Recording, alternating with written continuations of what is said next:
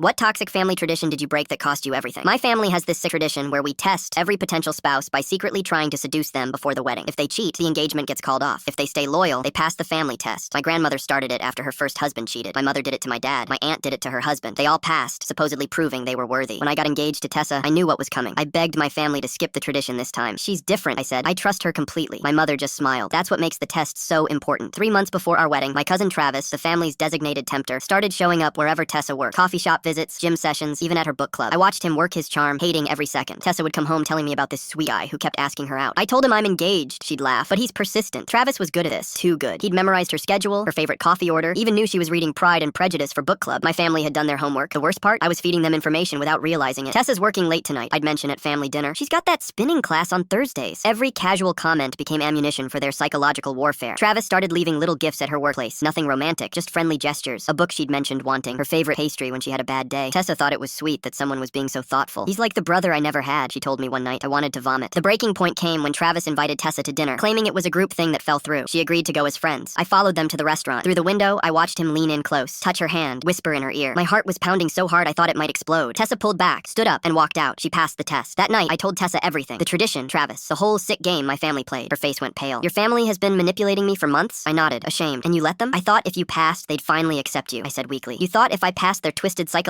torture, I'd be worthy of your family's approval? Her voice was ice cold. What if I had failed? What if I was lonely one night and made a mistake? Would you have thrown away 3 years together based on their sick experiment? I couldn't answer because I honestly didn't know. Your cousin has been stalking me for months. He knew my schedule better than you do. He showed up at my gym, my work, places I should have felt safe. Tears started flowing. And you knew. You watched him hunt me like prey and said nothing. Tessa, please. No. You chose them over me. You chose their approval over protecting the woman you claim to love. You were supposed to be my safe space, and instead you were an accomplice to their mind games. She started pacing, getting angrier. Do you know what he said to me tonight? He said he'd been watching me for months, learning everything about me because he was falling in love. He made it sound romantic, not like some twisted family assignment. I can fix this. How? By telling me it was all a lie? That the person I thought was becoming a genuine friend was actually paid by your family to manipulate me? That every kind gesture, every thoughtful conversation was scripted? The wedding was called off the next day. Not because Tessa failed some twisted test, but because I did. My family was furious. She would have been perfect, my mother said. She's the one who walked away from our family. Good, I said, because I'm walking away too. You're making the biggest mistake of your life, my father warned. Family is everything. Without us, you have nothing. I had everything, I said, and you made me destroy it. That was the last time I spoke to any of them. I moved across the country, started therapy, learned what healthy relationships actually look like. Turns out they don't involve psychological manipulation disguised as tradition. 5 years later, Tessa's married to someone whose family actually trusts her. I see her posts sometimes. She looks genuinely happy. Her husband's family welcomed her immediately. No tests required. The tradition is broken, and I lost everything that mattered. But maybe that was the only way to save my soul from becoming like them.